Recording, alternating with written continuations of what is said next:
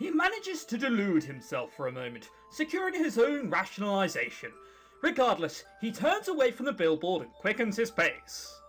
Like a true hero, running away from adversity. He hurriedly makes his way to the classroom, sitting down in a lone seat in the back of the room. He reaches down to turn off his phone, out of habit, only to find Cadfael's face on that screen as well. Oh my god, it's a mobile game! Oh god, I don't like Cadfael anymore. Before, he had at least a bit of respect, but now it's a mobile game? Oh god. In his panic, he slams the phone cover down roughly against the keypad. At this point, he dares not even reopen it to shut down the phone. He simply mutes the volume before nervously placing it back in his pocket. Why has he only checked his phone now? Whatever. He begins... Wait, didn't he check his phone earlier to see if he got any missed calls? And there was nothing. Why is it there now? Alright, he begins to tremble. He can't make excuse for what is going on now, not after all of this. He is witnessing something truly uncanny, and the fact that he is apparently the only one who can see it makes the situation all the more unsettling. See, in situations like this, why don't you just ask? Like, hey, do you see that guy there? What guy? Done. Easy as that, but no, it has to be dragged out, just in case. Why is this happening to me? Am I going insane? I think someone who walks around everywhere with a headset on is vaguely insane, aren't they? For the rest of the day, he keeps his head low, trying to conceal himself. He doesn't want anyone to see him like this, his eyes perpetually wide in abject terror, the blood drained from his face. That can't be very healthy. The mere thought that he had lost his grip on reality so suddenly fills him with overwhelming fear. While he certainly wouldn't consider himself an expert on mental health, he always thought there would be more warning than this. Or for that matter, any warning. People don't just wake up one morning and start hallucinating, or do they? No, they don't. There's little things and shadows, and then, like, you know, a massive bull in a tutu. Why was that the first thing came to mind? Whatever. Despite his worries, he tries his best to ignore it. As if nothing is happening, he prepares a snack as usual. And his face showed in the toast! I'd love it if that would happen. Normally, he would watch TV, but with this bizarre condition, anything involving a screen is out of the question. Easier said than done, though, as he isn't even sure what else there even is for him to do in the house. Football. Just an option. Jogging, as well. Doesn't involve many screens. Out of ideas, he falls onto his bed, hoping to pass the time trying to sleep. He scarcely has a chance to close his eyes when he hears the faint sound of the first jolt of electricity running through the TV as it turns on. Wow, a high-pitchedness there almost deafened me ever so slightly. With an irritated sigh, he buries his face deeper in the pillow. He's had more than enough for this for one day. He can hear Cadfael's voice slowly intoning from the screen, and his defenses begin to fall.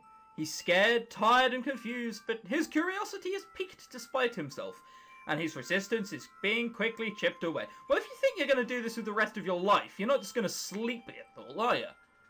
There is another option, but that's slightly more grim. Slowly, he pushes himself until he is lying supported by his arms. He looks cautiously over his shoulder. A familiar image is indeed flickering on the TV screen. For a moment, he simply stares at it, as if to confirm that this is really happening. And I was going to say, whilst we're waiting for that to dick around... Boosh. Oh, typical. Just as I turn it down, the static from the TV goes. Typical. Fuck's sake. Alright. Even though the image is right there, right in front of him, his mind is still rejecting the idea. It simply can't be true. These sort of things don't happen. He brings himself slowly towards the screen and tentatively puts on his headset. He has no reason to suspect that he'd need them. Even he isn't sure how he knows how to put them on. He simply knows intuitively, which only serves to unnerve him even more. With a deep breath, he shakily speaks into the microphone. He's looking a lot better than he did before. Before he was bleeding, he did not look like he was in a good place. Now, picture of health. Whatever. Oh my god. Why am I constipated? I can't help notice this. are you? What do you want? What do you mean? Walter, that is your name, right? You already know who I am, don't you? What a creepy way to fucking enter the line. It's Catfail. No, you can't be. He's not real. Of course. This world is merely a game in your world. Please allow me to explain this situation to you, Walter. Why didn't you open with that? Surely that would have been a better thing to open with than, oh, look at me being wise and tempting your mind. That's not a good way to start. You've got to start with that line. Alright, whatever. I come from another world much different from yours, and right now that world is in peril. Deep, deep peril. There is an evil force tearing it apart, and though I have tried, I have realized that I do not have the power to fight it alone. So you need me. What can I do? I'm not even there. Take a wild guess, you dumb prick. Take a wild guess. That is the very reason I need you. From your vantage in your world above mine, you are able to guide me. You have a view of my world that I do not. We've already been connected for some time. I know you felt it as well. I believe I can deepen that connection by contacting you. Wow. I think I'd run if a guy wanted to deepen his connection with me. Fucking hell. This is why I have followed you through the communication devices in your world. I desperately need your help. Please, allow us to be partners in battle as we journey through my world together. With your guidance, I know we can defeat the horror that threatens us. So am I going to be controlling him and he's fine with that? Bit weak. Walter isn't sure how to respond to this. It seems too unreal. I would agree with him. I'd be on heavy ecstasy right now. Heavy doses of ecstasy.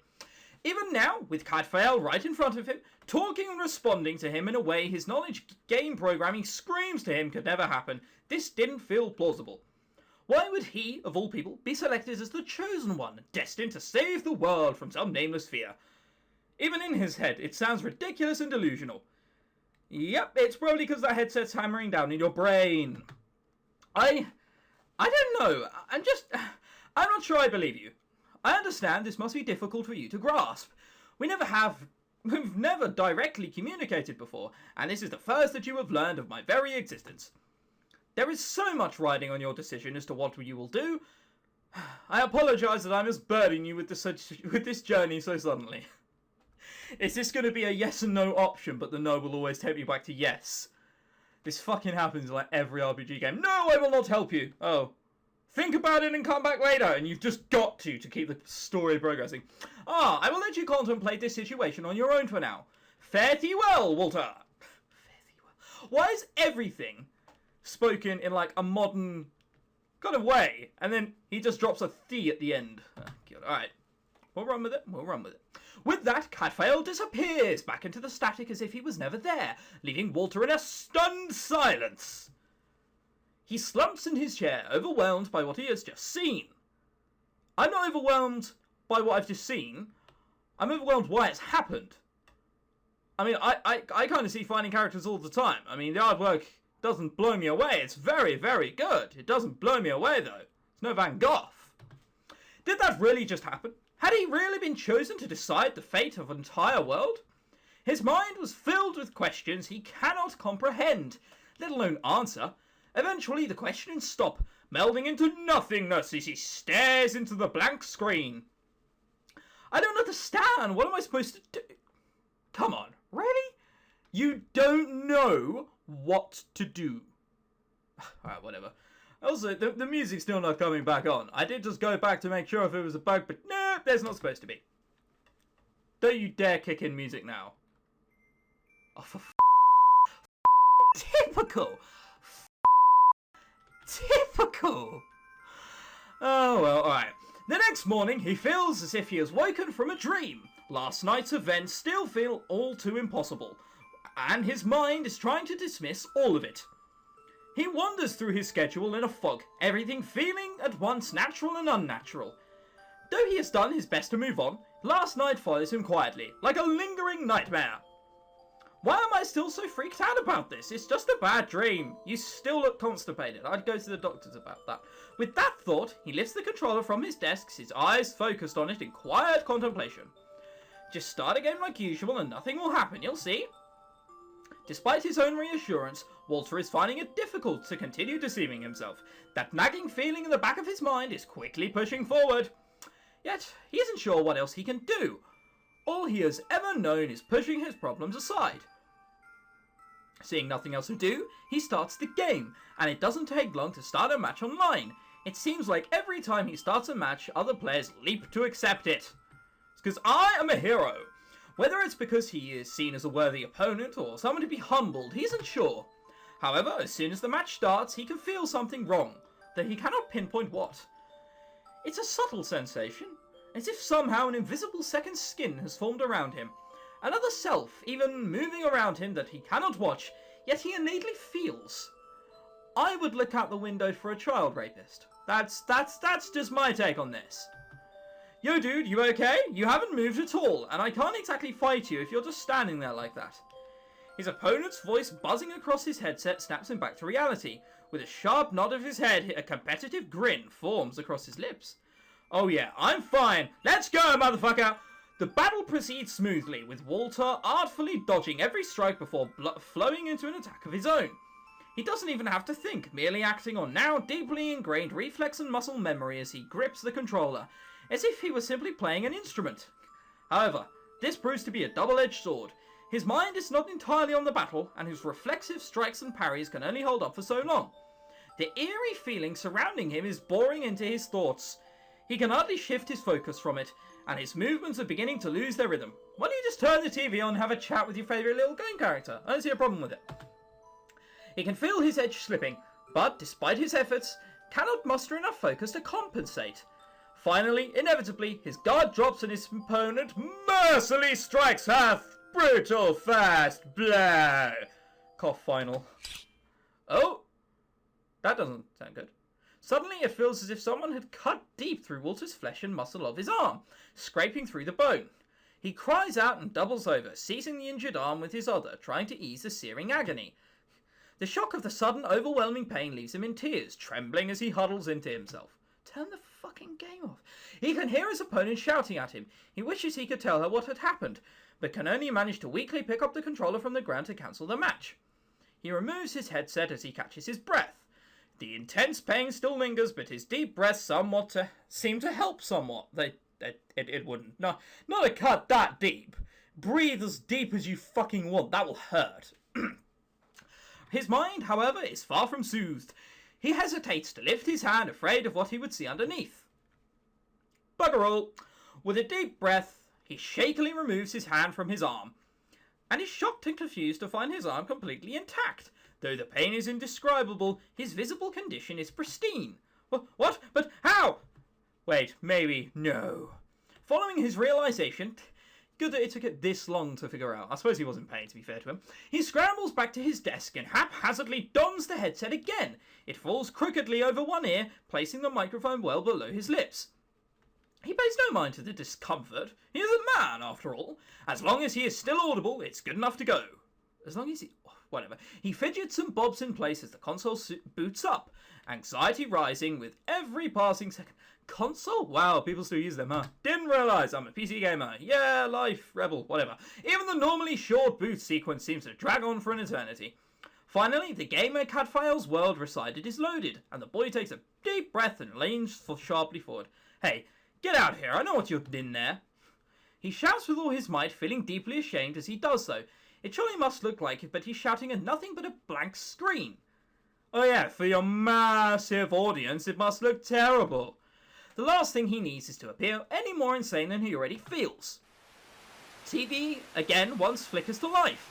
Static quickly overtakes the menu screen and begins morphing and changing. There he is! Macho Man! Again, not cut, even though he took a recent blow to the right arm, as we've already discussed. Alright, whatever. The black and white noise shifts to hues of green and brown, fading into solid colours until a clear, familiar image presents itself. Or at least mostly familiar. Something is different about the swordsman now, though Walter cannot exactly place what. Lack of sword. Nope, there's still a sword. Gay hair. Nope, that was there to begin with. Weird hand. Arm unnatural. Could be loads of things. Oh, he's sad. You seem angry. Is something the matter? Don't give me that. You did something to me.